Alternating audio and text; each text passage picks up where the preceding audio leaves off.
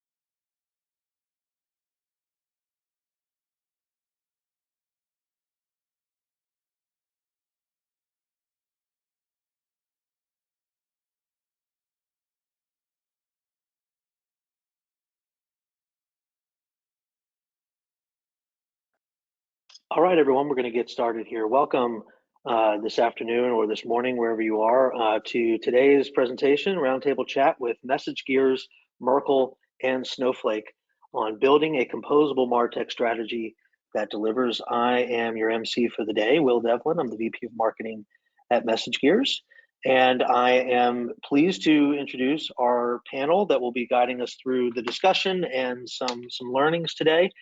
Courtney Trudeau, who's the SVP of Technology Strategy at Merkle, Patrick Crosby, Technology and Alliances at Snowflake, and Walter Rowland, the SVP of Partnerships at MessageGears. Panel, we are thrilled that you're here and looking forward to today's session. So here's what we're going to see today and kind of go through. So we're going to talk a little bit about what composable means and the old data model versus the newer way, and how that has bred into the emerging role of packaged CDPs and then composable CDPs. We'll talk about the importance of the identity space, activating first-party data, and pulling insights from a complex stack.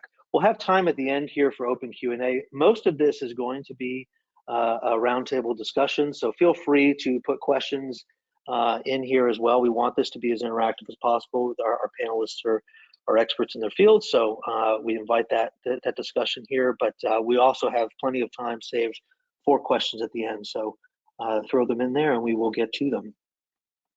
I do want to start here with a poll. We're going to have a couple of these as we go into this. So I'm going to launch a poll here in a second, but we are going to ask the first one, just for context setting. If you know what a composable CDP is, you'll either do yes, I think, or I have absolutely no effing clue. Would love to see, I'm really interested to see this. So I'm going to launch this poll right now, and we'll give everybody roughly 30 seconds or so to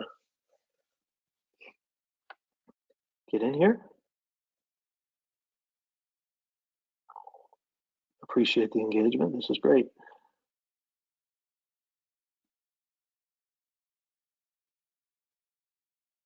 We'll give it about 10 more seconds.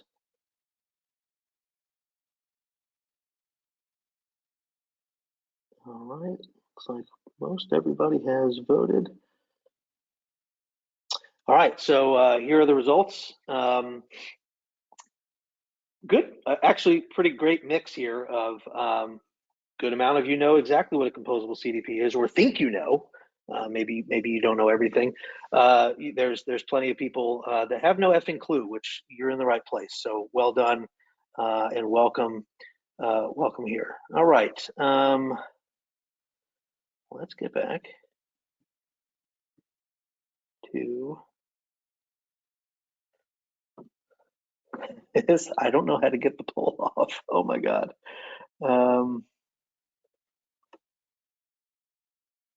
Let me try this again. Apologies, folks.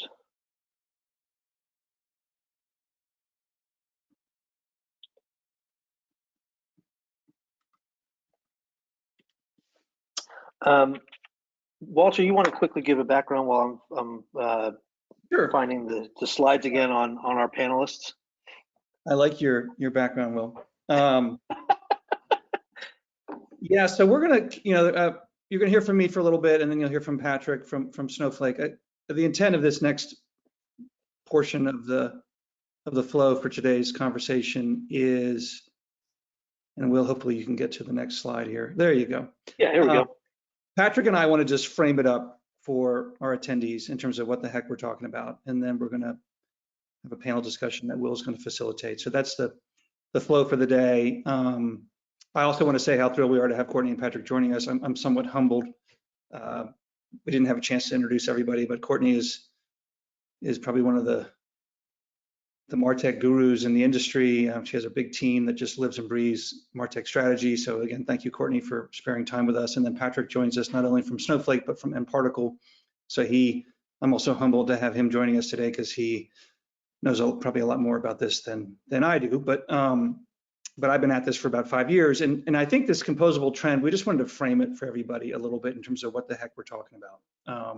So, CDP, we're assuming most of us who are joining today know what that means, that acronym, but if you don't, it means Customer Data Platform. It's a term that didn't really exist 5 years ago, but has become kind of standard MarTech and AdTech parlance in today's age. And increasingly, the term CDP in the MessageGears point of view is inclusive of customer engagement use cases. So really the convergence of customer data, customer 360 with the actual activation across channel, including email, push, SMS, and third-party ad tech activations. Really all of that is now really all inclusive in the term CDP. So that's the other thing that's happening, at least from the MessageGears perspective, and Courtney and Patrick may have things to add there in our discussion. So it is, when we say composable, it really is a best of breed model. I think what's really important to emphasize here is at the heart of everything in the composable world is the actual, the brand's, data cloud itself, where all that customer data lives. And for the purposes of today, that's going to be Snowflake. And so think of that as the core of the CDP composable approach. And then everything that's around the data cloud is either feeding it with data or running on top of it as a connected application in order to do various things with that data. And we'll talk about what we mean by that in some of the following slides. So think of composable as the data cloud's at the heart, and then everything around it is either feeding it or plugging into it and really using the data cloud to power business cases, oftentimes in the segmentation and activation area, but there also are other use cases where you would want to plug into the brand's data cloud to do various things beyond just segmentation and activation, such as propensity modeling and those kinds of things. So the other thing that's really important to emphasize in this kind of composable model, at least from the MessageGears perspective, is these apps that either feed the data cloud or plug into it do not actually have a data cloud of their own.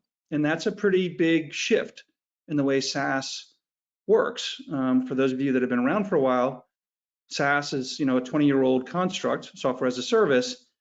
And this new model kind of turns software as a service on its head. And we'll talk about that in a little bit in the subsequent slides. So, well, that's it for me on this particular slide, but I just wanted to frame it for everybody in terms of this composable construct. So as we go to the next slide, I just want to reinforce kind of the Snowflake perspective on this. And this is one of my personal favorite quotes from Frank, who's the CEO of Snowflake from, I believe it was from an earnings call last August of 2022, where he was talking about really a lot of the things that we're going to be talking about today. This notion of the old way of working, where data was having to be copied to many, many third-party systems. And there's tons of friction and cost and really, frankly, security risk with that kind of model. Operational complexity, governance, PII floating around in 4, 5, 6, 7 different places. That is kind of the old way that many brands have almost been institutionalized into working in that way, in sort of a Shawshank Redemption kind of a way, is a metaphor that we sometimes use, Will and I, at MessageGears, in terms of you've been institutionalized into working a certain way and just having to deal with data friction. And that has been turned on its head, frankly, in the last 5 years, thanks in large part to data clouds like Snowflake, where now there's a new way of working, where the apps either connect to or feed the data. Very much similar to almost like an iPhone metaphor, where you just deploy apps that plug into your data cloud and feed it. And that's a totally different way of working. And it is transformational in terms of customer engagement and surprising and delighting and growing share of wallet and all those kinds of things that brands care about. So, Will, I think that's it for me on this particular slide. So this next one just talks about a little bit of what I was talking about before, this old way of working, right? And this is that Shawshank metaphor that I used earlier. Just, I've been in jail for so long that I don't even know what it's like to be out in the bright, shiny sun. But there is a bright, shiny sun out there, and it's pretty great. But it is really, really different from the way that many brands have been working for 20 years. And so the old way is, and this is really kind of what's happening. So the brands we work with have had some sort of customer 360 in place to power their business, but many times that used to be an old sort of Teradata Netezza on-prem system that was brittle and fragile, and you couldn't plug into it or feed it because it would collapse. And again, thanks to Snowflake and others, this has been turned on its head. You have this highly performant, highly elastic data cloud layer that has really changed everything, right? So brands have this data foundation in the form of Customer 360. Many times they already have it, they have, 70% of it, let's just say, notionally, coming out of their CTO and their data leadership team, but yet they're still dealing with having to copy, map, and frankly maintain. And the maintain part is a real bear, where you have like 5, 6, 7 versions of truth, let's say, sitting in 5, 6, 7 different third-party SaaS solutions with their own data models that have to be modified every time the brand has a new data point about one of their customers, because they just ran a new propensity model that scored Patrick as highly likely to churn. And we want to start treating Patrick differently right now. And to persist that score for Patrick as likely to churn, which is living in the data cloud across all these third-party SaaS solutions, pretty darn painful. You have to add data points and add mappings and add ETLs, and it's just a very expensive and frankly frustrating process. So we're encouraging brands to sort of see the future, and that's a big part of why we're talking today with Courtney and Patrick. So with that, Will, I think there's another one here. So this is kind of a drill down on what the heck we're talking about. So the old way of working, the Shawshank way, that's my metaphor for the day. I'm making Courtney laugh and Patrick too. Thank you guys. Again, it's a 20-year-old way of working. And this has been turned on its head, as we've been telling you all. You've got this highly performant, highly elastic data cloud, and yet you're still copying and mapping data and maintaining those mappings to the data models of third-party SaaS solutions. That is really, really painful and expensive. The new way, which is transformational, and you can tell, that's why I joined MessageGears 5.5 years ago. Like, this is a really, really different way of working, and it drives much more meaningful customer experiences for brands that surprise and delight. And it's not just incremental, it's transformational and leads to, share of wallet and loyalty and all kinds of good things. So this new way of working means that the data cloud itself powers everything, right? There is no copy of your data in I work for MessageGears, so MessageGears is a connected app. We just plug into the brand's data cloud, and the brand's data cloud powers everything that MessageGears does. That is the new way of working, and it is transformational. And we'll talk about benefits in a couple more slides, but I think the next slide for me, Will, is one that just talks about the old way and the new way. So this is a quickie, but it just wants to recap kind of what we were talking about. The old way of 5, 6, 7 copies of your data and all the data mapping and data friction that goes along with that, and cost. New way, connected apps. Much cleaner, much more agile, lots of benefits. So I think that's good for this one, Will, and then we'll get into what does it really look like, and we're going to geek out on this across these various pillars with Courtney and Patrick in just a bit. But if you think about the composable framework in terms of the capabilities in the verticals here, and this is one of those visuals that I will admit, and Will gives me a hard time about this. This is a busy one, but these 6 vertical pillars are not just invented by MessageGears or by Snowflake or by Merkle, right? This is a pretty well-recognized set of capabilities that comprise the CDP and customer engagement kind of model, right? So you've got data collection, identity, and enrichment. You've got machine learning. You've got segmentation. You've got activation across native channels like email, push, and mobile. And then third-party endpoints, that's primarily your ad tech activation type use cases, powering this whole thing. At the heart of the whole model, as I've been mentioning all the way through, is the data cloud itself. And there's a lot of cool things you can do with data sharing and clean rooms in the collaboration space, which, Merkle is a key provider in that space, which we'll probably talk about a little bit with Courtney if we have time. And you've got things like preference centers that just live on top of the brand's data cloud to manage kind of a rich set of consumer preferences in terms of how they want to be engaged with and what channels they prefer. And then really also, probably most importantly, the dashboarding and analytics and sort of multi-touch attribution models that Merkle's really good at helping brands figure out. That's all just living on top of the data cloud, right? The data cloud itself, in this case Snowflake, is the heart of the whole thing. And all your analytics happen there, and everything is, as I've been mentioning all the way through, everything just plugs into it, feeds it, and it is transformational. And I should finally mention, I think it goes without saying because Merkle's so well known, but the Merkle team, I'm going to give you a minor advertisement here, Courtney. You guys are really, really good at helping brands navigate this kind of composable model. And I will also say, in the spirit of transparency, this model isn't for everybody, right? So even MessageGears recognize that. I encourage Courtney and Patrick in their conversations today to talk about that too, right? It is, this kind of model tends to be for brands that have millions of customers. If you have tens of thousands, there's other models that are probably better for you. But this is more of I have 5 million customers and a lot of data kind of a model, at least what MessageGears is seeing.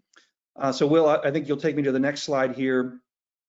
And then we'll transition to Patrick, where we can hear about what Snowflake is seeing around this topic and their perspectives. But I did want to leave us with some concepts around benefits in terms of what MessageGears is seeing with the brands that we work with. And so it's really an agility story. It's an agility security cost kind of TCO impact conversation here, where deployments are easier because we're plugging into your data cloud, so you don't have to go through any kind of data transformation or mapping or syncing kind of process. Your data model, as someone like Merkle has probably advised you on how to build out your C360 in Snowflake with customer demographics and behavioral data and transactional data and unified identity. Once you have that, everything just plugs right into it. It's super easy to deploy connected apps on top of that data foundation in your data cloud, so easier to implement, faster to launch. You're immediately able to activate use cases. That one I mentioned earlier around Patrick, being likely to churn. I mean, as soon as that propensity model generates that score, you can immediately do something with it across channel in terms of like, well, we got to like get Patrick back on board with our brand. The TCO is less in terms of operational and capital expense. And your chief data security officer loves this kind of model because your PII never leaves your Snowflake environment. That's, you know, that's really, really pretty compelling. So as usual, Will has already given me a scowl. I spoke for too long, but Patrick, hand it over to you, and then we'll probably have another 30 minutes to chat. Perfect. Thank you, Walter. Yeah, so that was I think a great deep dive into the composable side. So I want to just give a perspective on what we're seeing from the perspective of being a data platform in this space. And I think one of the key things, if you think about the legacy architecture, it was centered around the legacy CDP. So you had your web, your mobile events, you had server events. Those were all flowing into the CDP, and you're creating that user profile in a single SaaS application, and then activating that to marketing, advertising, and analytics use cases. And to be honest, I think at the time this was a really powerful solution. It answered a lot of the problems that marketers were having around having some place for their customer data to live, having a place for them to create those audiences and be able to activate them. A key limitation, though, is that you are essentially creating another data silo. And so a lot of these legacy CDP architectures have the customer data living in a separate third-party silo that is outside of your other data, your business data, analytics, inventory, supply data. So you don't have access to it in that way. And then you're also, as Walter talked about, you're limited in terms of security and governance. So there are a lot of issues that come up with this sort of separate architecture. So in hindsight, looking back, I think a lot of brands are starting to realize that they've ultimately created an entirely new set of issues by having that separate system. And one of the issues with a lot of the packaged approaches is that they are fundamentally not natively working with a data platform and allowing the brands to leverage all of the rich data that they have there. So if you'll go to the next slide, Will. And so the composable approach, I think there are a couple of aspects to it. One is the ability to actually have best of breed solutions across all of the different pieces of the customer data pipeline, as I'll call it. So the ability to use your desired solution for ingestion.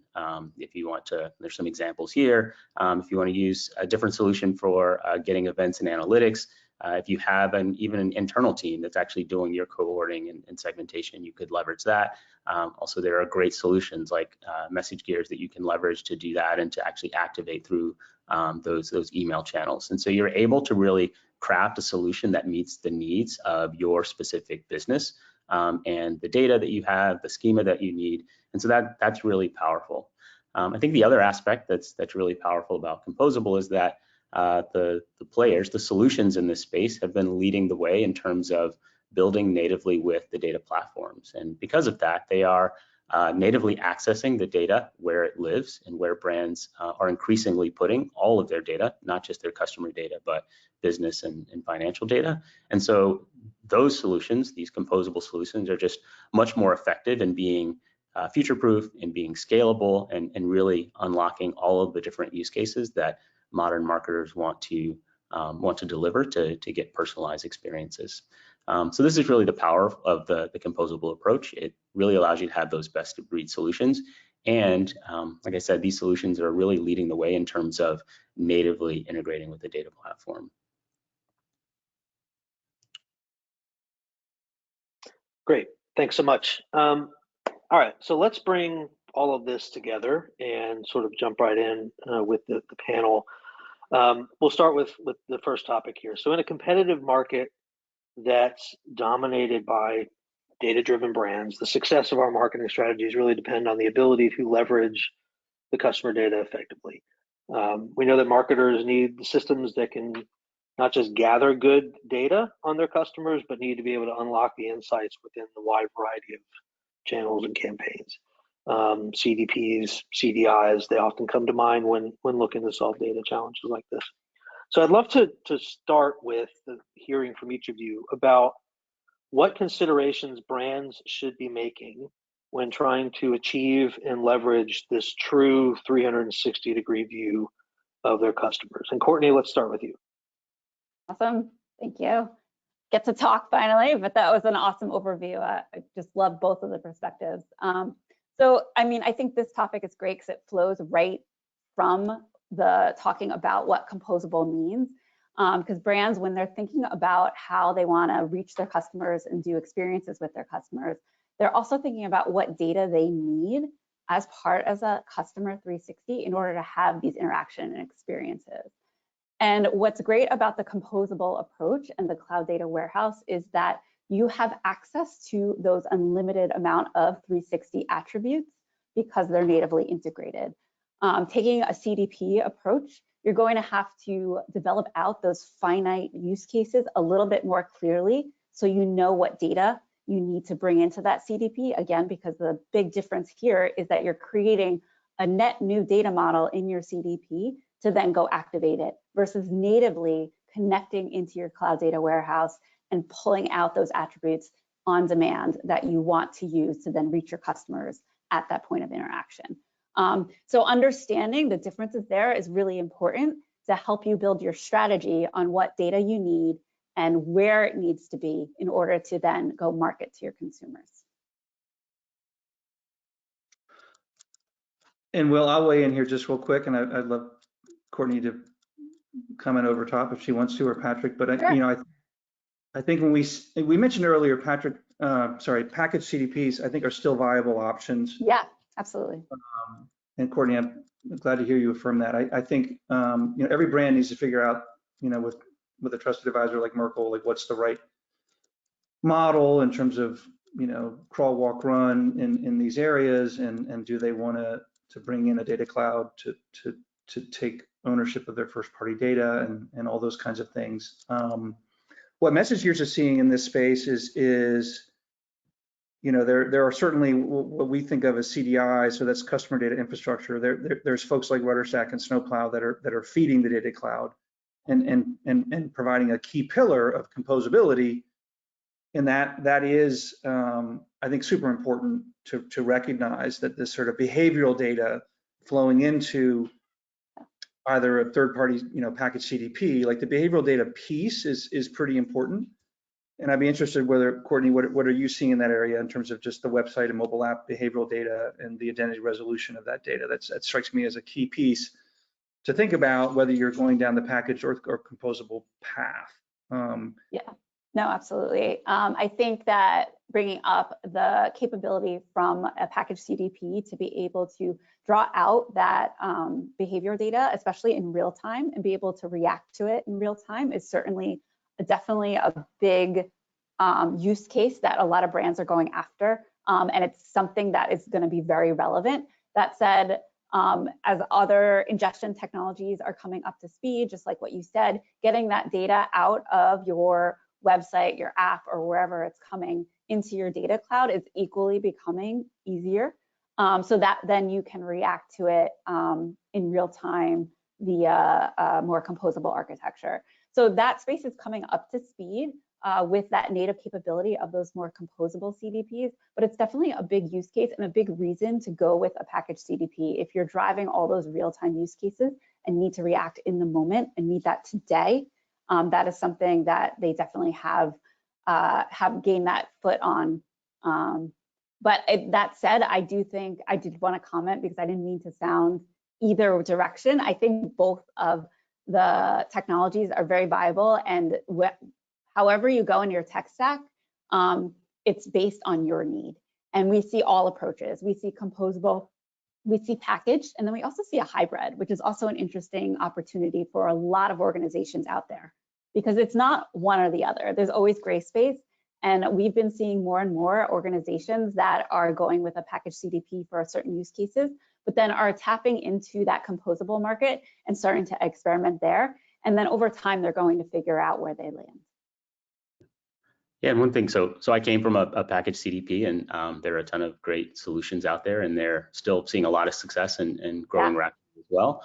I think one of the things that, in having been at Snowflake for a while now, it's interesting just to see from a customer perspective that decision making around, going packaged or composable. And one of the things that started to surface is even the composition of the team. So is it, how embedded is the data team in marketing, or do they have like data analysts that live on the marketing team? Those tend to be organizations that are more likely to want to go with a composable approach. Or is it a team where there's a dedicated marketing team and a dedicated data team?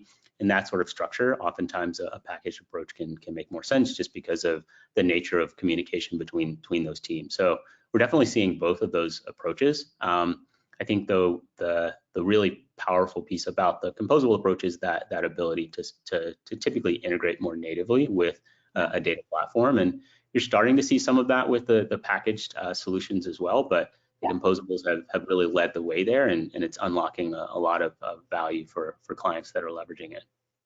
Yeah, and I just wanted to comment one more thing there. I love that you brought that up, Patrick, because as you think about marketing as a whole, the packaged CDP market came up to really enable that business user, those marketers, to get to the data and be able to activate it. What you're starting to see is a little bit of a shift where marketers themselves are becoming more technical, and they are partnering more and more with the IT teams, and they're becoming more of a integrated team rather than marketing versus IT. And so that's a big shift inside of an organization, and that's going to affect these types of decisions moving forward. So I think that's an excellent point that you brought that up. Ditto. Yeah, you guys nailed it. It's almost like the composable model really brings the CTO, her team, and the CMO, her team together, right? And if your org model doesn't embrace that, then maybe package is maybe the preferred approach. Yeah, we certainly, at MessageGears, we certainly see that, right? We see extremely strong, for obvious reasons, because we're a connected app. I mean, yeah, the data team and the marketing team are very tight with one another at the brand. Well, great. Thank you, Will. What's next for us? We could go on on this one. No, this is great discussion. I kind of wanted to go to another theme here on identity spine a little bit. And, privacy conscious consumers have really sort of thrown a loop for third-party tracking methods over the last couple of years.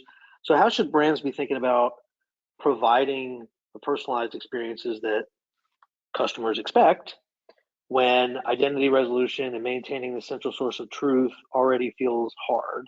And I also think, in a similar vein, then, what are tips for organizing, enriching, and activating customer data once marketers get access to it?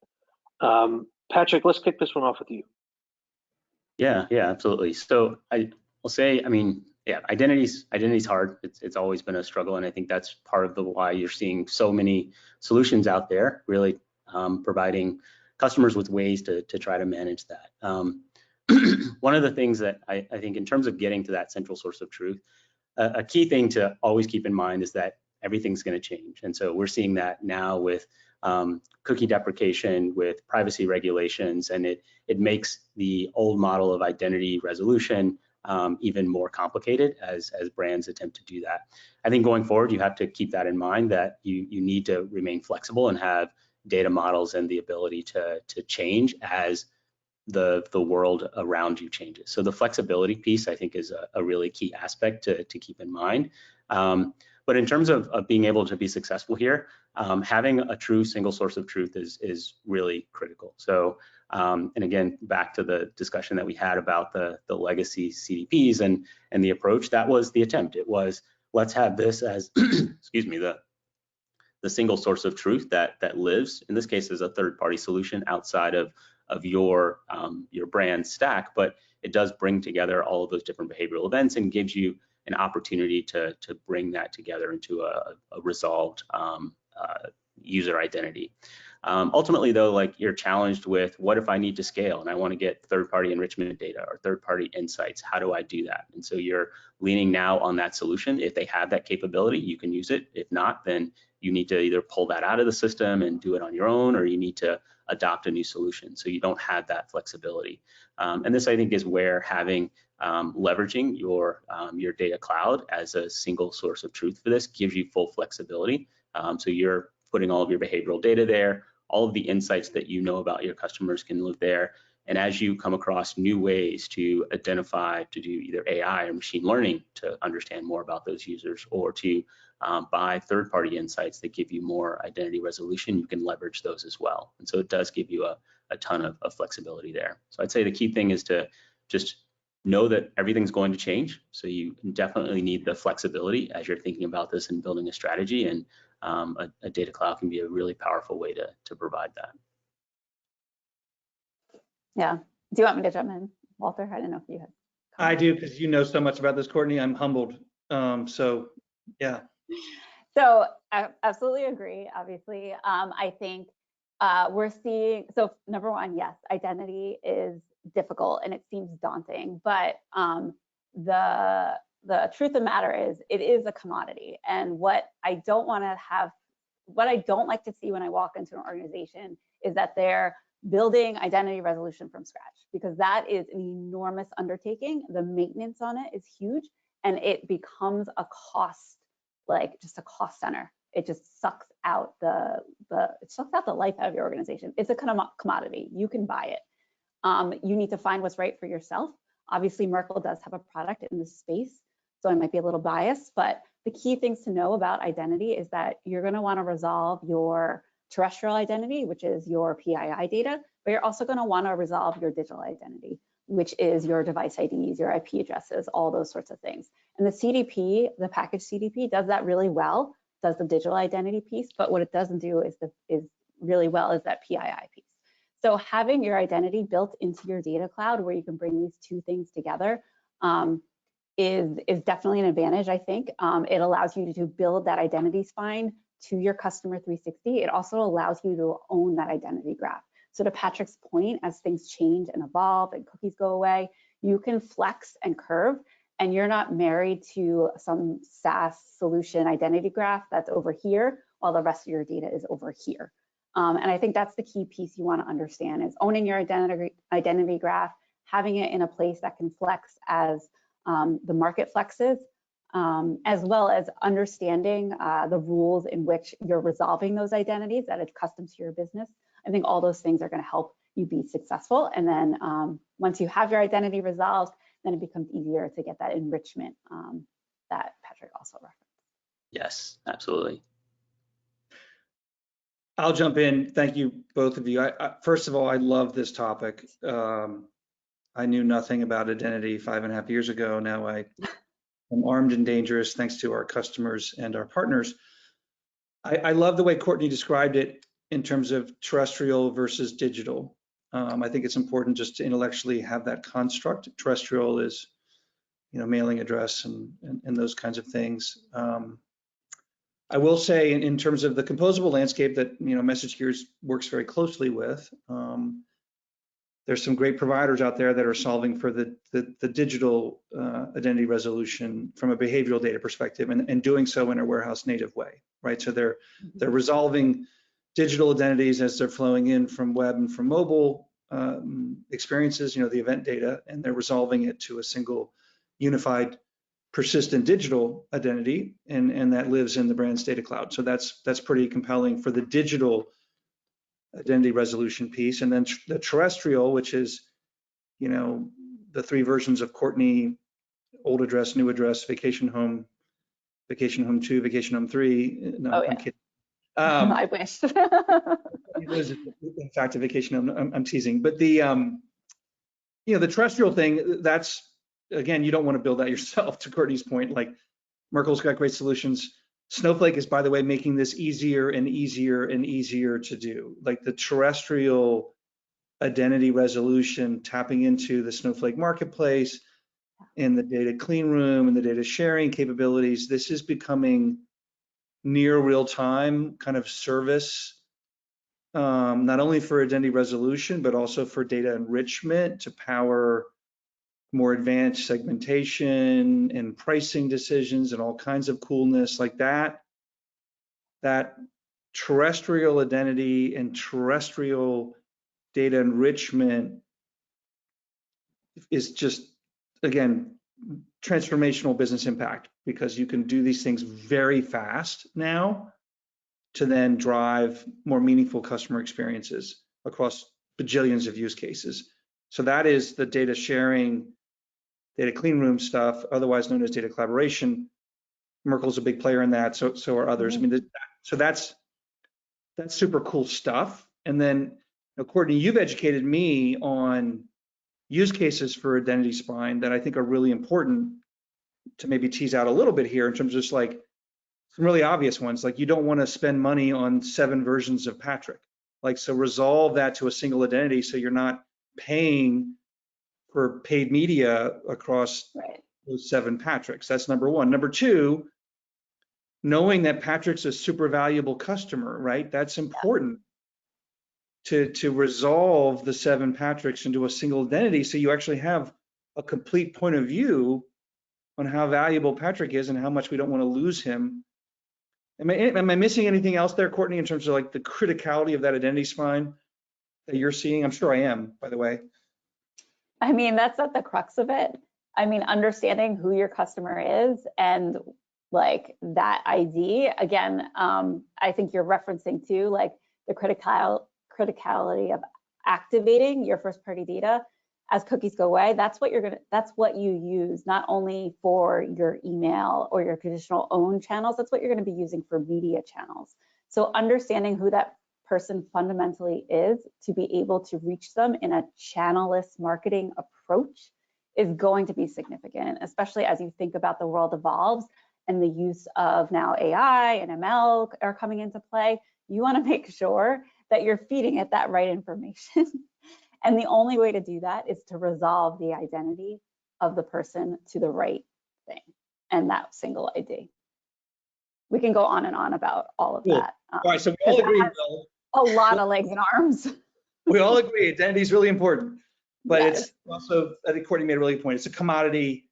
The terrestrial stuff's commodity, and the digital is getting easier. Getting easier. Yeah. So first party digital identity resolution, just to be clear. All right, Will, what's next for us, buddy? I know I'm conscious. Yeah, and I'm going to skip the poll, and A, because of time, and B, because I broke everything last time I did it. I'm not even going to worry about it. But we are going to go to the next topic, which is around leveraging first-party data.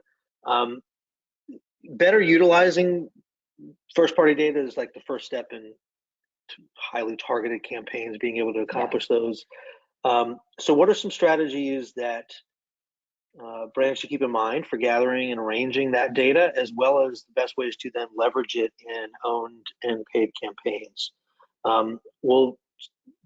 We have one more topic after this, so let's keep it, somewhat tight, Walter. I tease you because I love you. But let's start with you. Like, what are the best ways to arrange and gather it and then leverage it in all of your campaigns? Okay, I'll try to be brief. So yeah, I think the activation stuff is really important to talk about. You've got the identity spine, you're doing data enrichment, so let's just assume that that's the case, and it's all sitting in Snowflake. That's so you've got demographic data, first party, enriched with third party, you've got transaction history, you've got behavioral data, you got a unified identifier.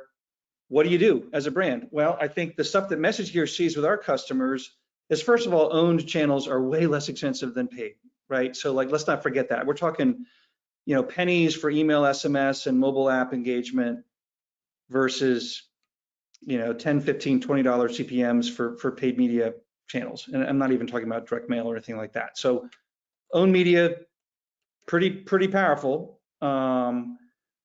Using your first party data and enriching it for extremely agile activation use cases that are highly meaningful and highly relevant, right time, right device, right message, right channel, like that's the same thing as device really, but that's, if you have this really rich data foundation, data flowing in, data getting enriched, tapping into the Snowflake marketplace for that enrichment, tapping into Merkle, Mercury, that's way up the, it's the vision. This is what brands are doing. Acquisition also is another use case here, right? So you're doing the analytics to say, these are my 6 million most valuable customers. Let's go find another 30 million that look like them. So I think it's important to understand, like, activating the data that you have to continue to surprise and delight, number one. Number two, using the data you have to go find others that look like it. That's what MessageGears sees. I would love to have Patrick and Courtney riff on that concept as well. Yeah, I think one thing to think about with first party data is that in most cases, your first party data asset is a critical business differentiator. And so you do ultimately need to treat it that way and think about specifically like what data matters to the business in terms of the goals that I'm trying to accomplish, how and where do I want to collect it. You obviously need to keep regulatory constraints in mind as well and get the appropriate consents.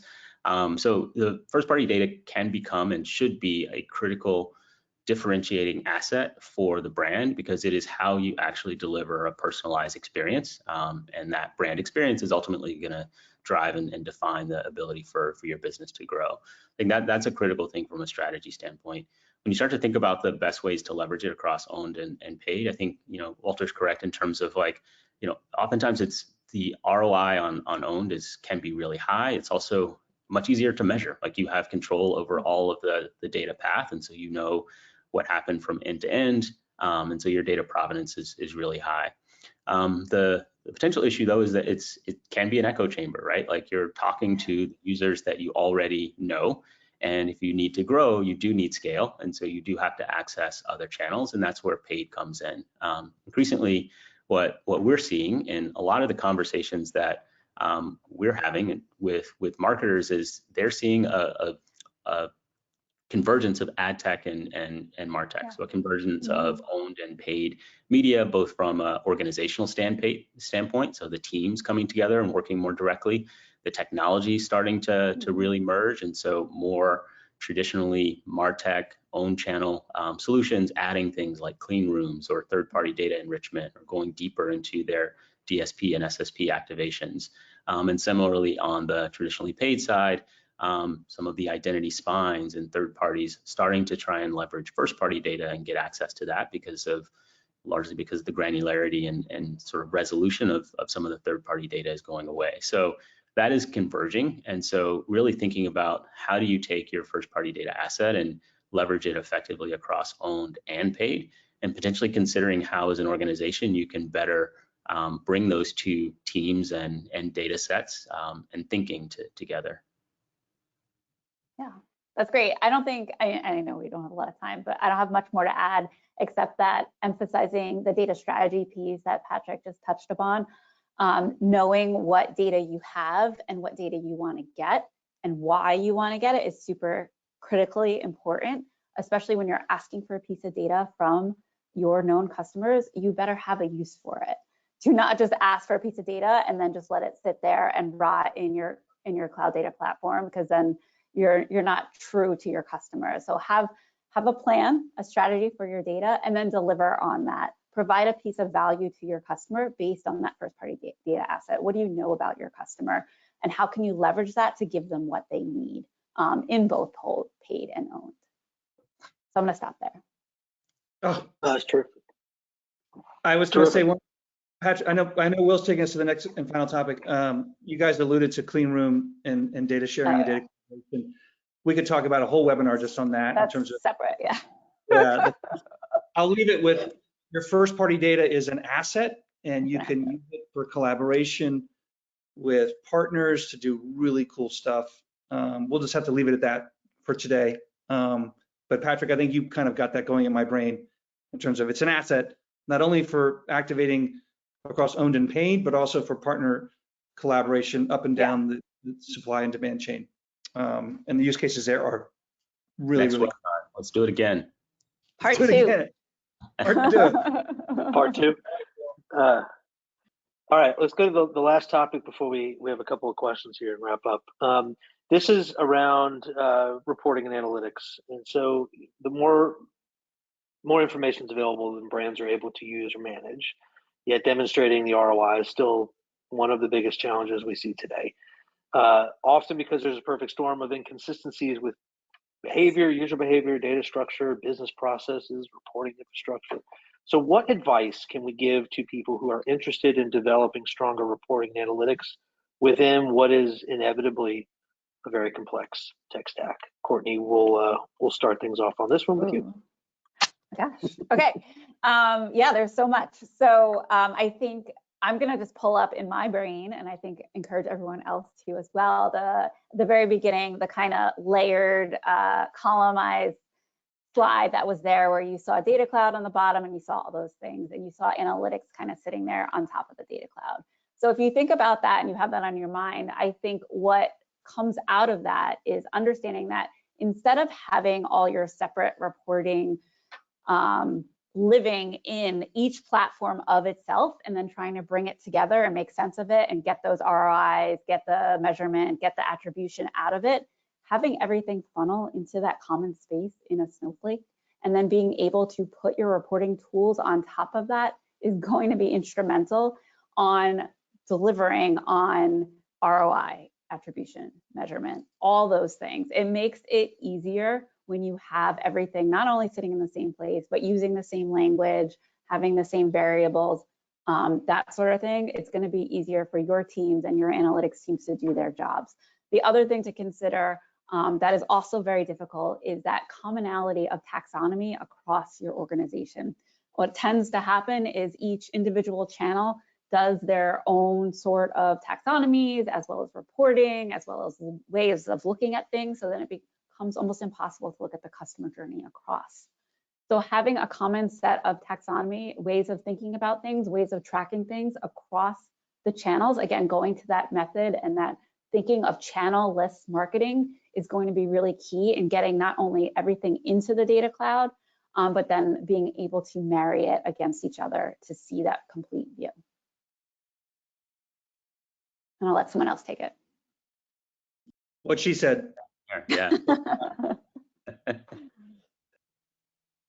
Easy peasy.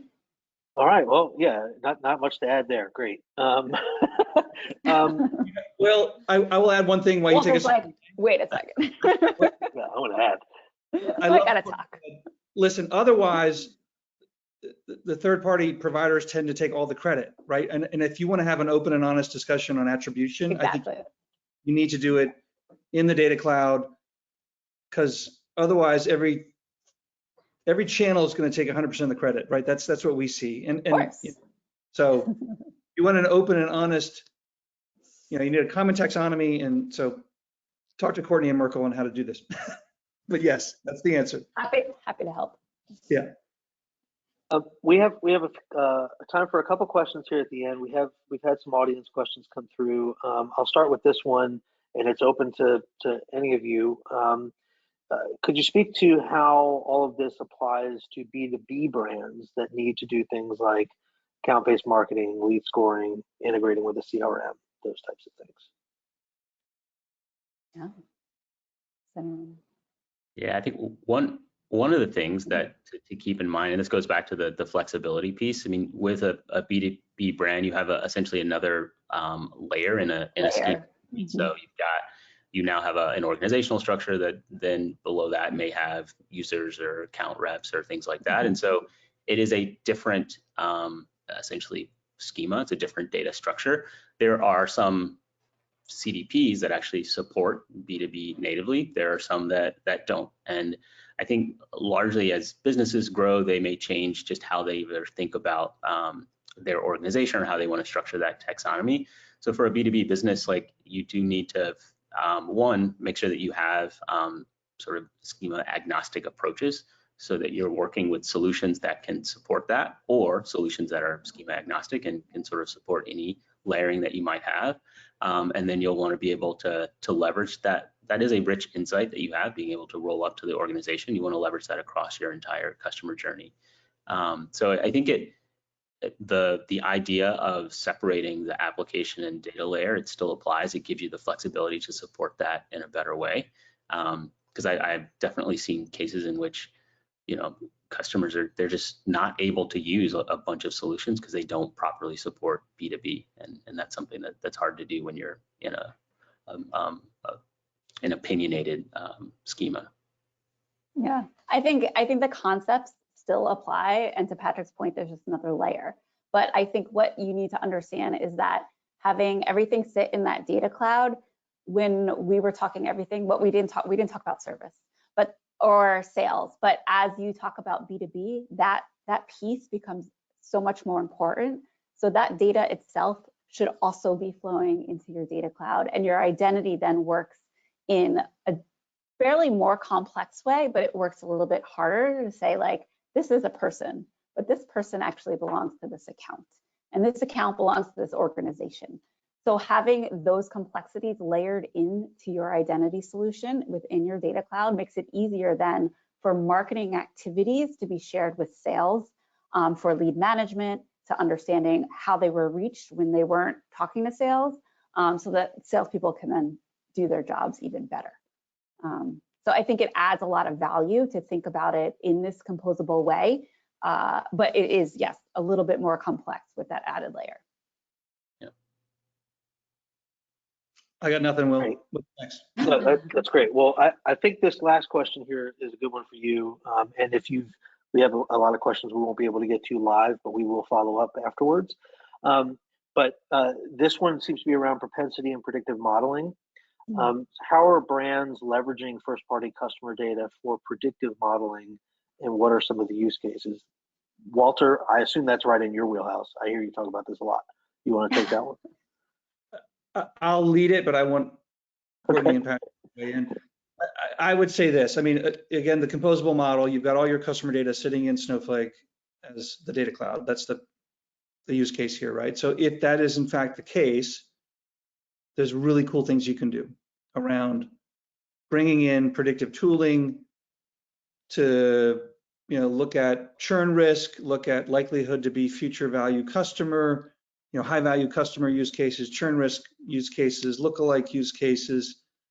And you can do that with bespoke tooling, leveraging things like SageMaker and others, or you can use more packaged partners like Pecan and others that are, composable package solutions that plug into your data cloud and give you foundations to do first party propensity modeling. And you can even tap into third parties for propensity, where you've got third parties that can help you with scoring of your first party data for propensity use cases or for activation use cases. So composability gives you a very transparent, not opaque, opportunities to do some really cool, sort of unique and specific to your business propensity modeling.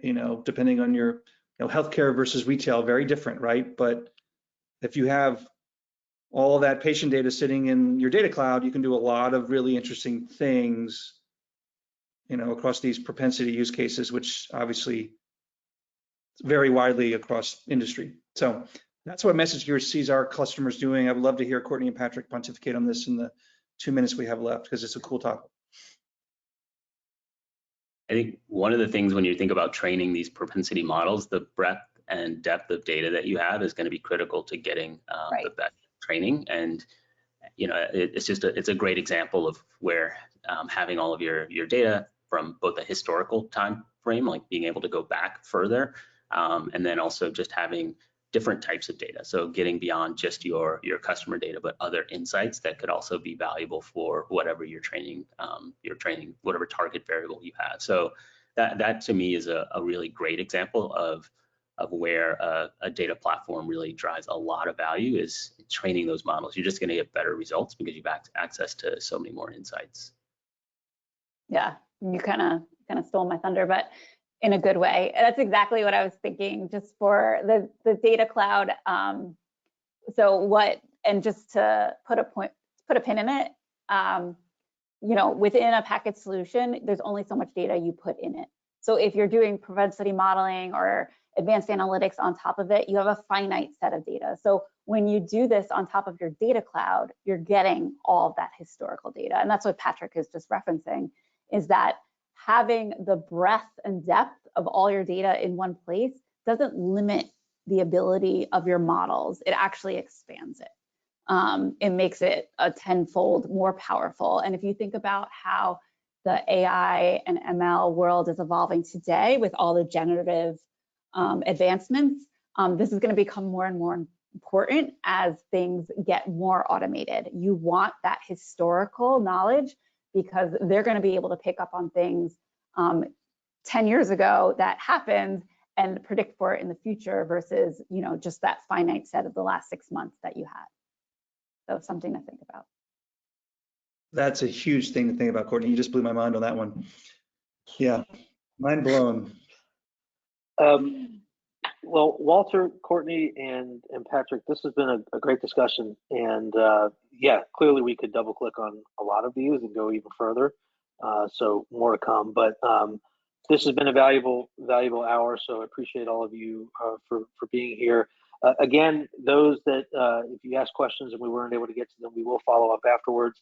Everyone will also get this on demand in their inboxes by tomorrow. We appreciate everybody for taking the time to come here today. And again, thanks again to our expert panelists here. What a great discussion. And we'll see you all very soon. Thanks, guys. This was fun. Thank you. You guys.